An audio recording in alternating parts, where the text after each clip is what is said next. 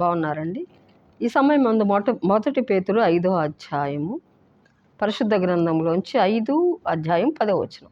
తన నిత్య మహిమకు క్రీస్తునందు మిమ్మల్ని పిలిచిన సర్వకృపానిధియగు దేవుడు కొంచెము కాలం మీరు శ్రమపడిన పిమ్మట తానే మిమ్మును పరిపూర్ణులుగా చేసి స్థిరపరిచి బలపరచును.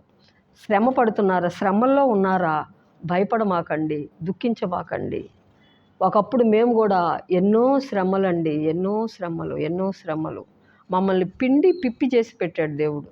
కానీ అవి మాకు ఆశీర్వాదాలుగా మారినాయి. అందుకనే పౌలు అంటున్నాడు, దేవుని స్తోత్రం, కొంచెము కాలమే మీరు శ్రమ పడితే చాలు. ఆ శ్రమలకు మేము తట్టుకోలేనప్పుడు దేవుడు చెప్తున్నాడు, ఇంకొంచెం ఓపిక పట్టు. ఇంకెంతసేపు అయ్యా ఓపిక పట్టేది? కొంచెం. దేవుని స్తోత్రం. మీ శ్రమ పడిన పిమ్మట తానే మిమ్మును పరిపూర్ణులుగా చేసి స్థిరపరిచి బలపరుస్తాడంట.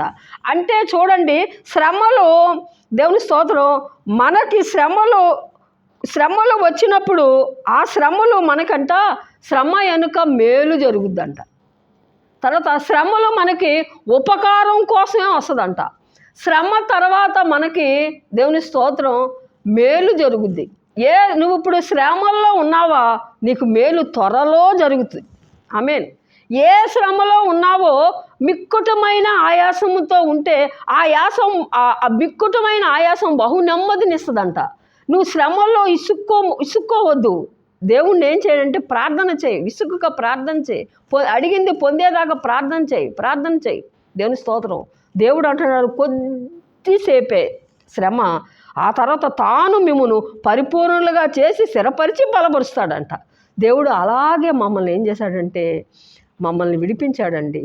శ్రమలు మేలు కోసమే. శ్రమ వెనకాల గొప్ప మేలు నీ కోసం దాచబడి ఉన్నది. భయపడకు నా సహోదరి, నా సహోదరుడా. శ్రమల వెనకాల నీకు ఉపకారాలు జరుగుతాయి. శ్రమల వల్ల, దేవుని స్తోత్రం, నీకు మేలే జరుగుద్ది. దేవుని స్తోత్రం. జారిపోకండి. దేవుని స్తోత్రం. మనల్ని దేవుడు బలపరుస్తాడంట. దేవుని స్తుతులు, వందనాలు చేస్తాడు.